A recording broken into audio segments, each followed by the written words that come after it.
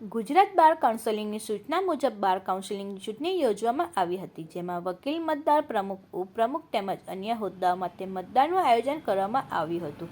અંકલેશ્વર તાલુકા વકીલ મંડળની 2025માં ચૂંટણી કુલ 17 ઉમેદવારોને ઉમેદવારી પત્રો ભર્યા હતા. તો આ ઉમેદવારો સામે કોઈ ઉમેદવારી પત્ર ન ભરાતા આ 60 ઉમેદવારોને ચૂંટણી અધિકારી જે.વી. રાજ દ્વારા બિનહરીફ વિજેતા જાહેર કરવામાં આવ્યા હતા.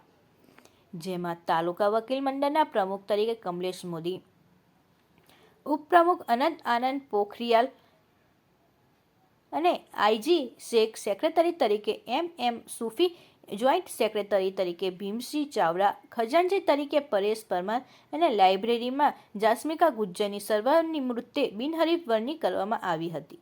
તો કારોબારી અધ્યક્ષ તરીકે એ.એમ. દાની અને સભ્ય તરીકે આઈ.ડી. પટેલ, એન.આઈ. વકીલ, જે.વી. રાજ, યોગેન્દ્ર સોલંકી, મનીષ દીક્ષિત, રીતાબેન વસાવા, રિકિટ પરમાર, શિલ્પેશ ભગત તેમજ એ.એ. મલેકની વરણી કરાઈ હતી.